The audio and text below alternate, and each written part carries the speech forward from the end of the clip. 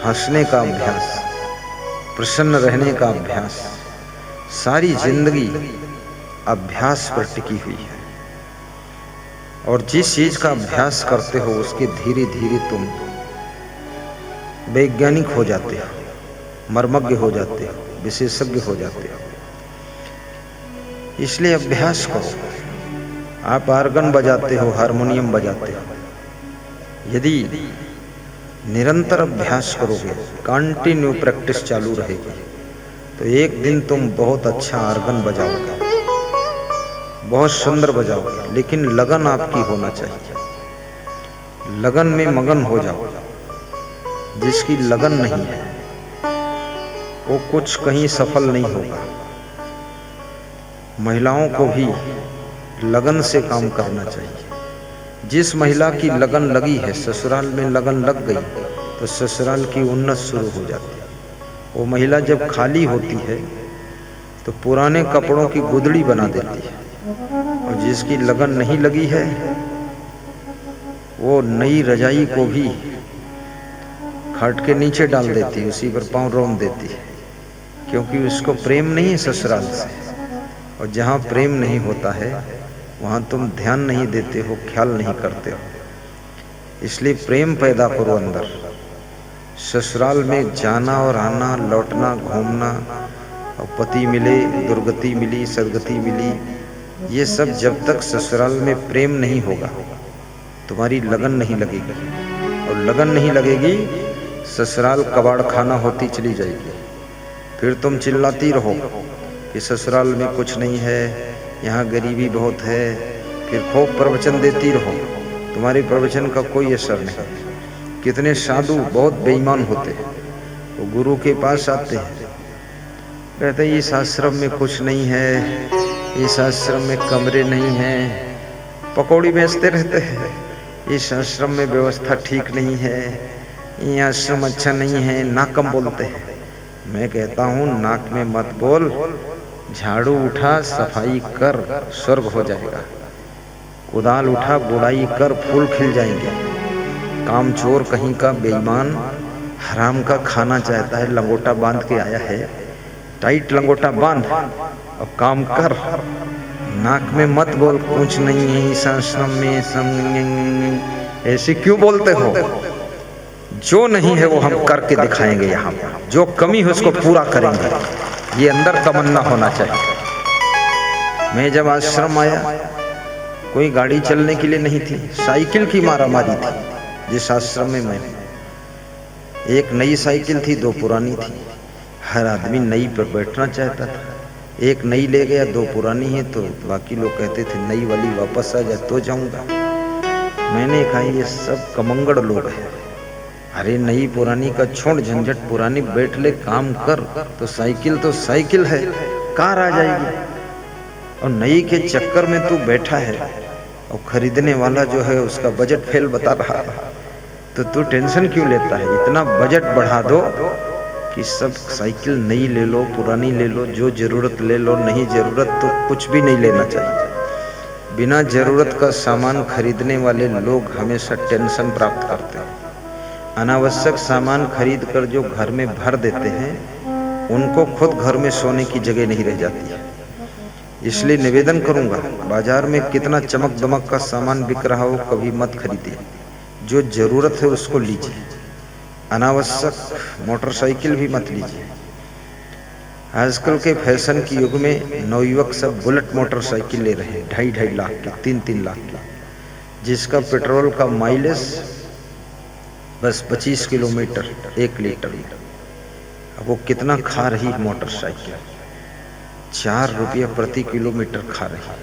Car से 4-5 रुपये खा रही, 25 रुपये। इतना आवाज़ इतनी करती है, 1 किलोमीटर तक सब धम धम धम धम गदबद गदबद। जो सुनता उसकी आवाज़ वो भी बिना जरूरत गाली देता है, खाम खा डिस्टर्ब कर रहा है। उस पर बैठने वाला कौन? गिरगिट बैठा जा रहा है। हाँ बिल्कुल, फॉलो राम बैठे हैं, कुछ नहीं है। अरे बुलेट पर कम से कम 90 किलो का वजन आदमी बैठना चाहिए, दमदार, 6 फीट का 7 फीट का लंबा, तो शोभा देता है। उस पर वो गिरगिट बैठा है। भट करता जा रहा है। बाप को तंग कर रहे हैं, पैसा बर्बाद कर रहे हैं। बाप से कहते मोटरसाइकिल नहीं दोगे तो कुआं कूद जाऊंगा, तो बाप कहता रस्सी से खिंचवाऊंगा, तो बोलते पेड़ पे चढ़ जाऊंगा।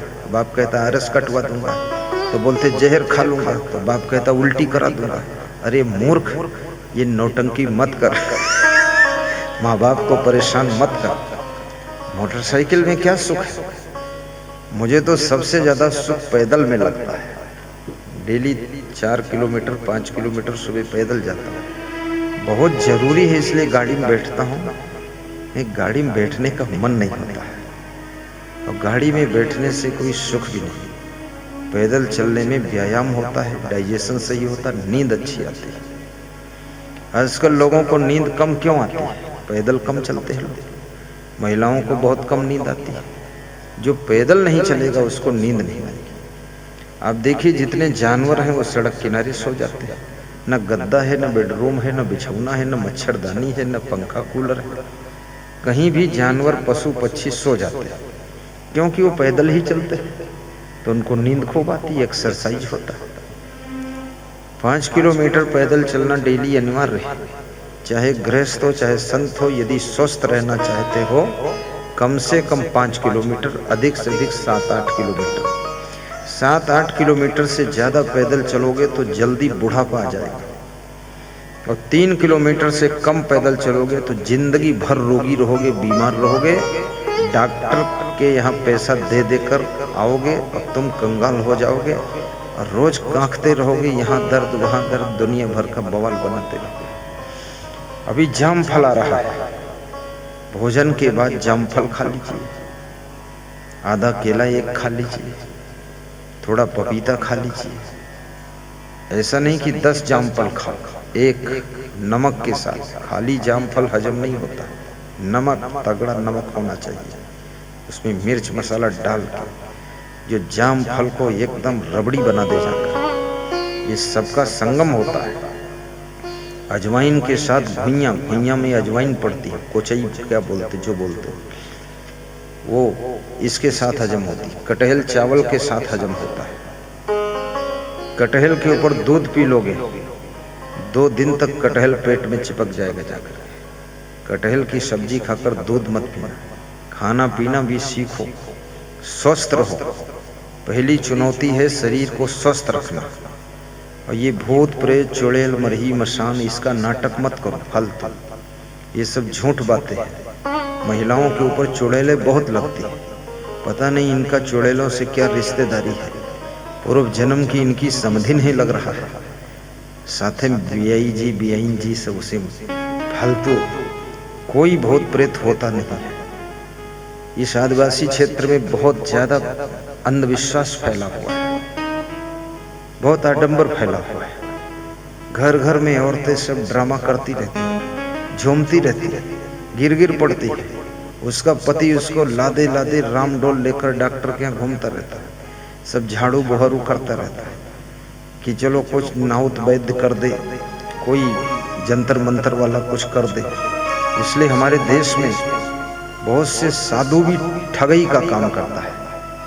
वो साधु भेष में सबके भूत प्रेत उतारता रहता है। वो जानता है पक्के मूर्ख हैं, इनको ठगो, बेवकूफ बनाओ, तो वहां जाओ उसके यहाँ, तुम्हें ठग लेता है। जब भूत प्रेत होता नहीं तुम पर आया कैसे? जब आया नहीं तो उतारेगा क्या? समय बर्बाद मत करो। बीमार बने रहोगे, जीवन में कुछ नहीं कर पाओगे। हमारे यहाँ एक साधु था, तो एक लोटा उठाया पानी, तो बोला अरा कमर टूट गई। अरा बोला। आज की 25 साल पहले की बात है। तो मैंने कहा तुम्हारी कमर टूट गई लोटा भर जल उठाने में, तुम अपने घर जाइए, साधु मत बनिए, अभी थोड़ा टाइम हुआ है, जाओ। वो चला गया। 1 साल बाद मुझको मिला तो साइकिल पर धान और सिंघाड़ा लाद कर बेच रहा था। हमने कहा लोटा तो 5 किलो वजन था, ये तो 1.5 कुंटल वजन, इसमें कमर टूटी कि ठीक हो गई? बोले बिल्कुल मजबूत हो गई। तो हमने कहा कैसे? बोले फंस गए तो ठीक है ये सब। तो हमने कहा ये सब नाटक करने वाले बहुत दुख पाते हैं। हमेशा साधु को भी स्वस्थ रहना चाहिए।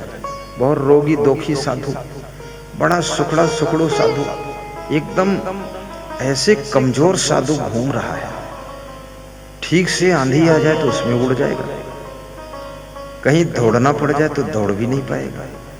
संत को भी मजबूत स्वास्थ्य रखना चाहिए, कम खाइए, चबा चबा कर खाइए। और गृहस्थ को तो बहुत मजबूत शरीर रखना चाहिए। और स्त्रियों के लिए इस समय बहुत बड़ी चुनौती का समय आ गया है, क्योंकि सारा काम नर नारियों का मशीनों ने छीन लिया है। धान मशीन कूटती है, गेहूं मशीन पीसता है, तेल मशीन निकालती है, आटा भी मशीन मारती है, रोटी मशीन बनाती है, और कुकर में बहुत जल्दी भोजन बनता है, बर्तन नौकरानी धोती है। अब तुम्हारे पास क्या बचा है? तुम्हारे पास बीमारी इकट्ठा हो गया, बीमारी। एक कलेक्टर की पत्नी कह रही थी, रोज डॉक्टर बीपी नापता था मेरा, बढ़ गया घट गया। बोले गुरुजी मैंने 1 एकड़ चना बोया और चने की घास 1 एकड़ जमीन की मैंने खुद खोदा, सारा बीपी सही, शुगर सही, हार्ट सही। बोले जिंदगी में जितना सुख मिला कभी नहीं मिला, सब दवाई खाते खाते जिंदगी गुजर गई। जब से चने के खेत की घास नोची हूं तब से सेहत में चमक आ गई। जिनके पास काम नहीं है, काम करने का योग संयोग नहीं है, तो फिर व्यायाम कर लो अपने घर में। ऐसे 10 बार मुट्ठी खोलो, बंद करो जोर से, फिर यहां से 10 बार, फिर यहां से 10 बार उल्टा, फिर ऐसे 10 बार, फिर गर्दन 10 बार इधर से उधर, फिर उधर से उधर 10 बार, फिर आगे नीचे 10 बार, फिर मुंह खोलो बंद करो 10 बार, फिर आंखें खोलो बंद करो जल्दी जल्दी 10 बार। जितने अंग हैं सबका व्यायाम करो, 1 घंटा लगेगा, सब शरीर सर्विसिंग हो गया। आप गाड़ी चलाते हैं, 10,000 किलोमीटर चलने के बाद गाड़ी सर्विसिंग में जाती है, बिगड़ा कुछ नहीं, फिर सर्विसिंग हो गई। 10-20 हजार पेमेंट करके आप आ जाते हैं, कचड़ा वचड़ा निकल गया। तो ये व्यायाम से कचड़ा निकलता है, सर्विसिंग हो जाता शरीर। और गहरी नींद आती है, जिसको गहरी नींद आ रही है, खूब भूख लग रही है, बस यही पहचान है कि ये व्यक्ति स्वस्थ है। हंसना भी चाहिए, हंसने से भूख लगती है, हंसने से डाइजेशन डबल होता है, हंसने से नींद भी अच्छी आती है, टेंशन करने से नींद भी नहीं आती, भूख भी कम लगती है। और स्वाध्याय भी करो। कल यशवंत बाफना जैन साहिब के परम भक्त हैं, वे महावीर स्वामी के, बता रहे थे कि डेली स्वाध्याय करता हूँ, कह रहे थे बड़ा सुख मिलता है। और इतना बड़ी हस्ती का वो आदमी है, फिर भी कह रहे थे नंगे पांव सुबह सुबह पैदल चलता हूँ। तुमने का फायदा क्या हुआ? बोले बुखार आता ही नहीं, पैरों में एको पंक्चर हो जाता है। चलो नंगे पांव मत चलो तुम, लेकिन जूता पहन लो, पर चलो तो। कितने लोग चलते ही नहीं। मैं एक भक्त के यहाँ गया उत्तर प्रदेश में, तो उसने कहा माता जी को दर्शन दे दो, तो उसकी माँ के पास गया मैं, संत भी गए, तो उसकी माँ लेटी हुई थी खाट पर, तो मुझे लगा कोई भैंस लेटी है।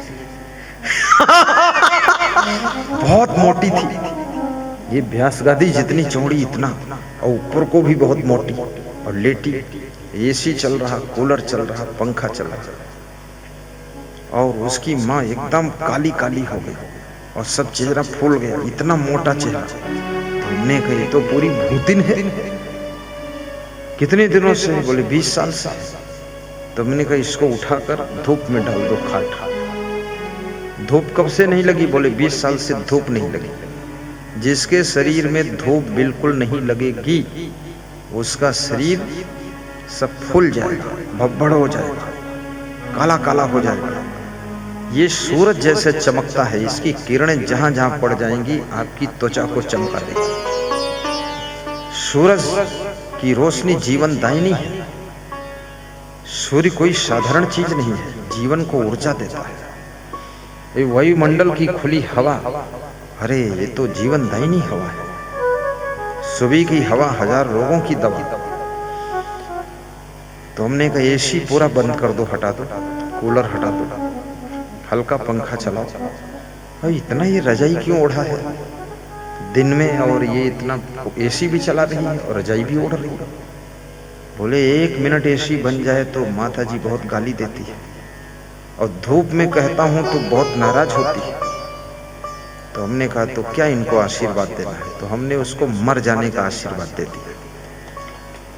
वो मांग तो रहे थे बीमारी से छूट जाए, तो हमने मन मन में कहा कि मर जाए जल्दी। तो साल भर में मर गई। फोन आया कि मर गई माँ। हमने कहा चलो झंझट खत्म कर। ये माँ है दुख देने के लिए, खुद दुख भोग रही, सबको दुख दे रही है। 40 साल की उम्र से पड़ी रहती है। इसलिए जीवन में चलते फिरते मरो, हंसते मुस्कुराते मरो। शरीर को ढेर माटी का धोंधा मत बनाओ, और मन को भी अच्छा रखो। अगर मन ठीक नहीं आपका, तो मन और तन का बहुत गहरा कनेक्शन है, फिर आपका शरीर भी ठीक नहीं रहेगा। मन में फालतू टेंशन मत करो। इस दुनिया में लाख कोशिश कर लो, आपका नुकसान भी होगा, और कम कोशिश करो तो भी आपका फायदा भी होगा। ये सब ऑटोमेटिक व्यवस्था है। अपना कर्म करते रहो, खुश रहो। कभी लाभ, कभी हानि, कभी प्रेम, कभी लोग कम प्रेम करेंगे, कभी छोटे घर में रहना पड़ेगा, कभी बड़ा घर मिलेगा। हम लोगों का जीवन ऐसा है, हर 3 दिन बाद घर बदल जाता है, और आगे ये भी भरोसा नहीं कैसा घर मिलेगा। यहाँ चलो अच्छा मिल गया, 3 घर मिल गए, कहीं कहीं कम घर मिलता है, तो उसी में छत के ऊपर भोजन बनता है। और छत के ऊपर जब संत लोग कढ़ाई खींचते हैं तो खड़बड़ खड़बड़ होता है। तो मेरे नीचे कमरे में आवाज आती है। तो मैंने कहा क्या हो रहा है? बोले भोजन बन रहा है। तो हमने कहा भोजन में खड़बड़ क्यों हो रहा है? बोले कढ़ाई खींची जा रही है। तो हमने कहा उठा के रखो। बोले मांझी जा रही है। सहना पड़ेगा। भगवान को भी संपूर्ण अनुकूल व्यवस्था दुनिया में मिली नहीं थी। जब वनवास हुआ भगवान राम का, तो पहली रात सिंसपा नाम के वृक्ष के नीचे गुजारी है और विश्राम किया है। जब भरत जी राम को मिलने के लिए चित्रकूट जा रहे हैं, तो भरत जी ने